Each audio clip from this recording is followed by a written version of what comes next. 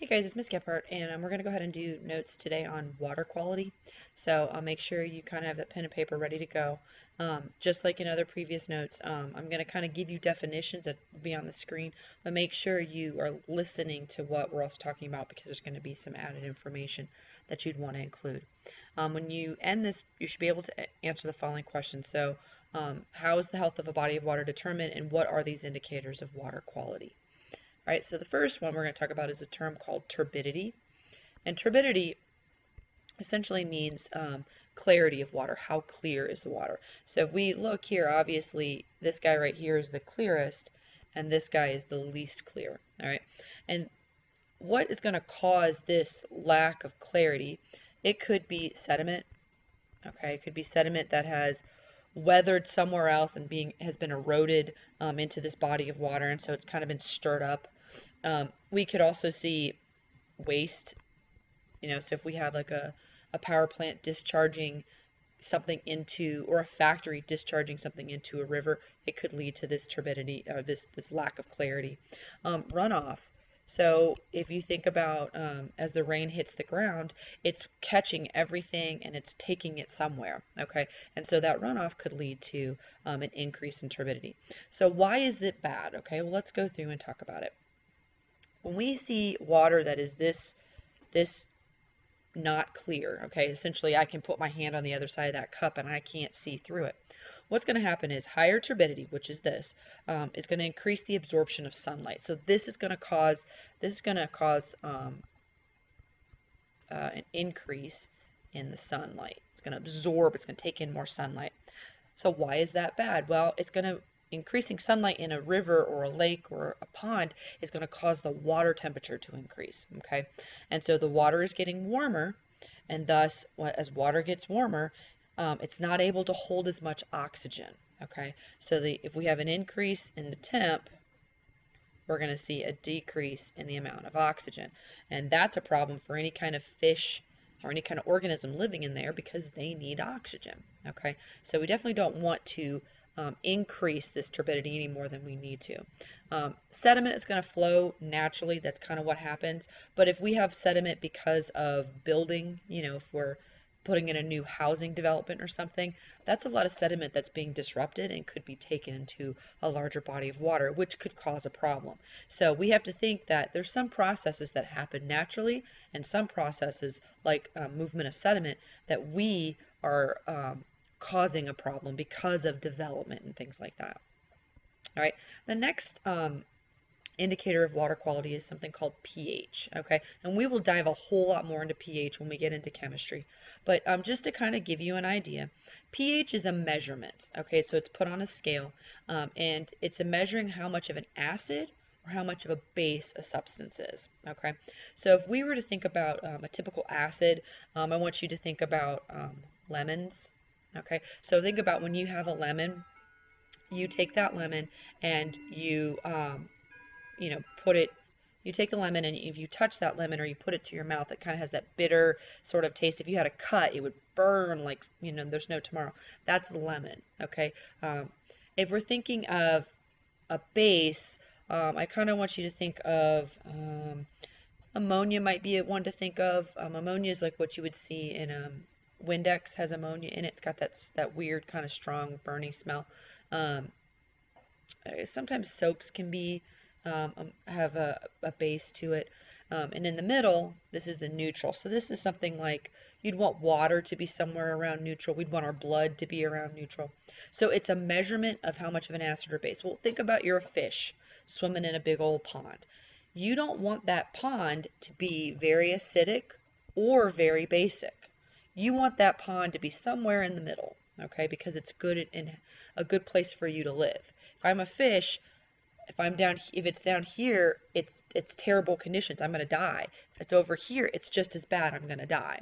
Okay, so that's what pH is. It's just a measure on this scale. Is it more of an acid? Is it more of a base? Okay. Causes of change can be anything from dumping of waste. Okay, we could get runoff. So certain types of pollutants that we put on our lawns or in agricultural uses could run off and be part part of the waste and lead to an increase in pH. And so what can happen is if we increase the pH, fishies, or if I increase it over here or I decrease it over here, little fishy can't live and they're going to die and they're going to go belly up. Okay. Dissolved oxygen, such a very important thing. So dissolved oxygen is how much oxygen is in the water. All right. And as you can see, this little fish is going to be very happy if there's a lot more water in there. I mean, not more oxygen able to be dissolved in there. So causes of change in that could just be, we could change our oxygen because of turbulent conditions like waves are going up and down. We're going to get differences as we go down in depth. Okay. And we're going to have changes with plant growth. Okay. So we can imagine if we have a lot of plants, remember plants put off oxygen. There's more oxygen in there. As I go further down in water, it gets colder. Colder water can hold more oxygen than warmer water could. So these are all things that can change up dissolved oxygen. So if I change up that dissolved oxygen, if it gets too low, if we don't have enough oxygen, the fish are going to die. Okay. So that's kind of, you think about in terms of, well, fishies, they want that oxygen to breathe. All right. Another water quality indicator is the temperature. So, obviously we all know temperature, how hot or cold something is. In a lake or a pond, and maybe keep that in your head, if the temperature gets too low or it gets too high, the fish have a hard time living. Okay. They like it right in that middle, in that just right temperature. So changes in temperature can occur. It could just be the time of year. All right, so we know when it gets cold, the temperature of a lake is going to start getting colder. Okay, it could be the sediment, like we talked about with turbidity. So we've got too much sediment sitting in the water. It's very turbid, so therefore it's absorbing a ton of sunlight and it's getting too warm. As we go down in depth, the temperature is going to change. You all know this. When you go swimming, it's colder at the bottom than it is at the top. And it could even be something as simple as, it's a lot of tree cover or a lack of tree cover, that shade providing it to be cooler.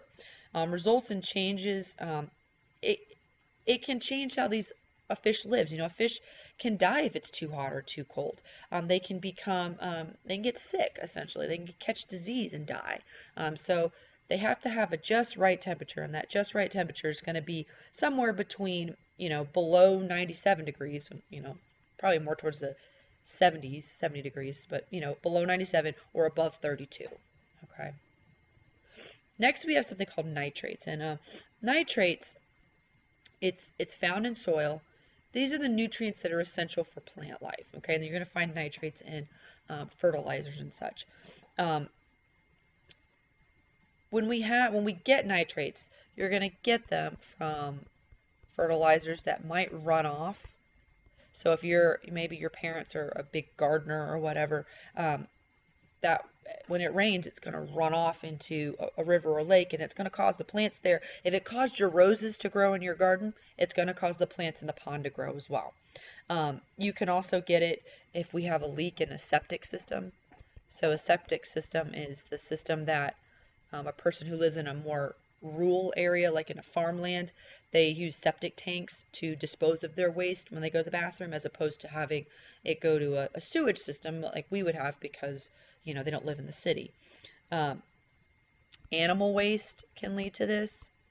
So you have to think about, Bessie and all her cow friends hanging out in a pasture and they got to go poop. Okay. All that animal waste, manure, is what's in fertilizers. Well, all that manure now is in a river, thus causing things to grow rapidly. And what this is going to do when we increase that plant growth, okay, the plant production and fish population you're going to kind of have this overcrowding. So I have all these plants, but now I have all these fish. Okay, so what starts to happen is it's like this battle that's going on.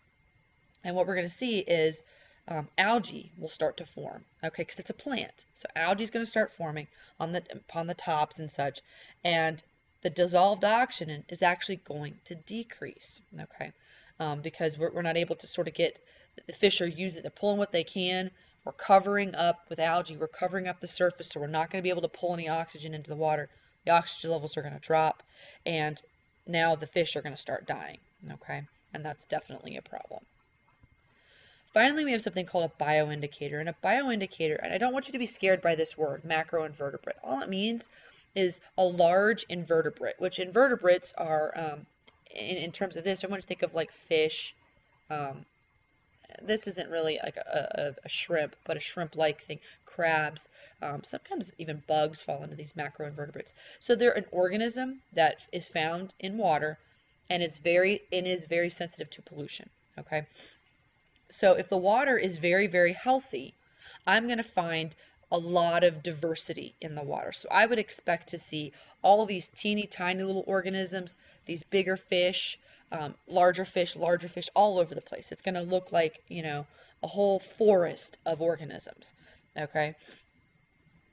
If I have poor water quality, I'm not going to see a diversity. I might see one organism and that's it. I might not see any. And so if I'm a fish or something and I'm swimming upon this lake and I see, all these, I don't see any fish anywhere, that's a good indication this water's probably not good. Okay. Things that can change it, pollution. Pollution can cause, can kill off animals. pH. So I change, it's becoming more of an acid or more of a base. It's not very good for me to live in. Temperature can lead to changes in the bioindicators. I'm going to label it as DO, but dissolved oxygen. These are all things that can change and lead to less bioindicators. So this can the results of it, the fewer the bioindicators, tells me that there's pollution, that this is horrible to live in, and that this body of water is bad. Okay. If you have any questions, please make sure you talk to your teacher. If you don't understand any of this, go back through it. Those are just 6 terms, but you need to understand what those 6 terms mean. Don't forget to take your notes quiz, and remember, bring your questions to class.